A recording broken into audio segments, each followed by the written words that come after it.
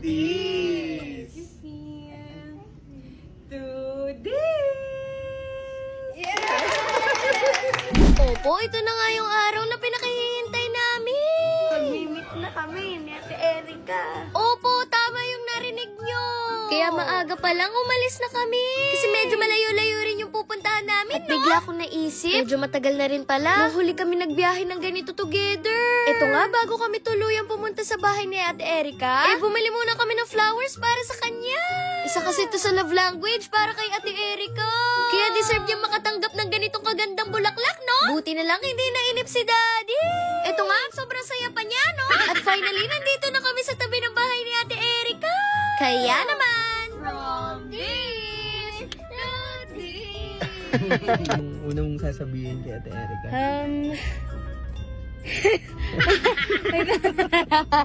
Hindi ko pa namimit. Parang tamay may inagad ako.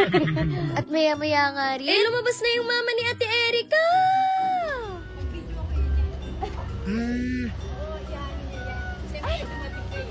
Ayun, thank you po. Thank you po. Nakikita kita. Lagi ako nag-ano sa'yo. Wow, thank you po.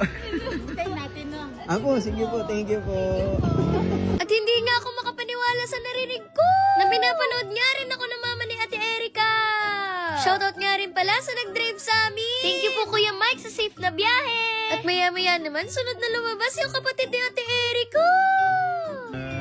Rudy. Hindi ko na nga alam kung ano mararamdaman ko dyan. Ay nako, grabe. Sobrang bait talaga nila. At kaya rin pala siya lumabas, para papasukin niya na kami. Siya nga pala po yung tinatawag na bunso ni Ate Erica sa vlog niya. Pero yung height niya, pampanganay, no? Habang naglalakad kami, papunta sa bahay nila Ate Erica. Ay nako, feeling ko, nakalutang yung mga paa ko. Grabe, ito yung bahay na pinapanood ko lang sa vlog niya. At sa mga sandaling to, tinatanong pa rin namin yung mga sarili namin. Ano bang nagawa naming tama? Para ma-invite kami ng isang Erica Pineda. Ay naku, sa puntong yan, kilig na kilig talaga ako.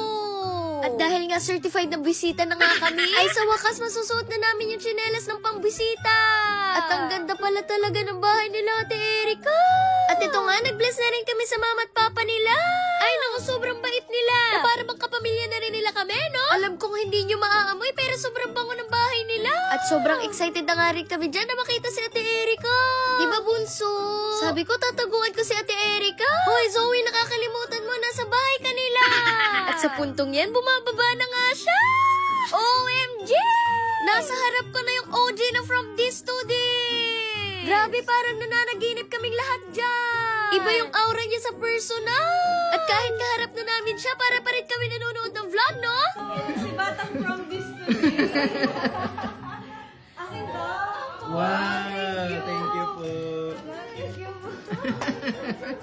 Totoo nga, kaharap na namin siya. Hindi ito pa naginip. Ito maging vlogger na din, ah. Ako. At sabi nga namin kay Ate Erica dyan, ay marunong din si Zia mag from this to this. Kaya lang kagaya namin, mas lamang pa yung namangha si Zia kesa sa magpasika. At isa-isa na rin kami dyan pinakilala ni Daddy kay Ate Erica. Opo, kasi sa aming lahat, si Daddy lang naman yung kaya makipag-usap sa mga ganitong klaseng sitwasyon. Nakakatuwa lang kasi parang ang tagal na namin magkakakilala. Tapos tinanong na rin kami ni Ate Erica dyan kung paano ba daw kami nag-voice over. Kasi tuwang-tuwa daw talaga siya. Kaya naman todo explain dyan si Daddy, no? Konti pa. Okay, so start from this. Nakakanta siya. Hindi na mukha. Di siya umiiyak pag binubuhat. Hindi na mukha ba? Hindi niya po. Sabi?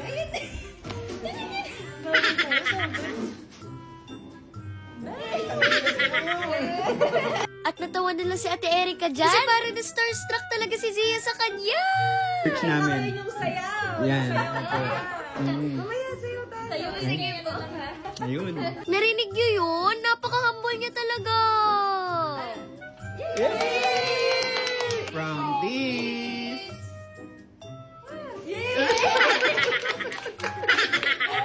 One, two, three, go. To this. To this.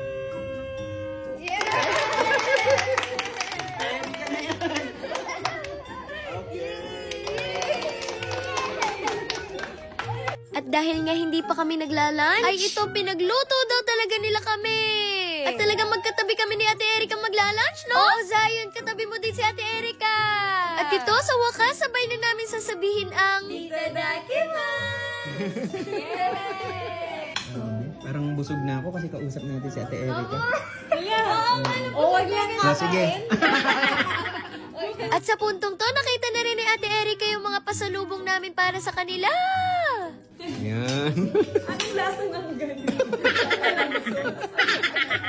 Hindi kasi alam nila Zion at Daddy. Yung palabok pala dito sa Pampanga, ay nakabukod yung sauce. Na parang spaghetti rin siya, no? O, diba? O, tabi kami ni Tita. At natawa nga kaming lahat dyan kay Zion kasi hindi niya alam kung paano gamitin yung faucet nila Ate Erika. Ay nako Zion, makakapagbayad pa tayo. At ito na, tapos na kaming kumain. Ay nako, thank you po Ate Erika sa mga pagkain na hinanda nyo. Sobrang nabusog po talaga kami. At ito na nga, binigay ko na yung t-shirt na ginawa ni Daddy. Na para lang talaga sa aming dalawa ni Ate Erika. Abangan ng part 2. Ayun lang muna. Bye!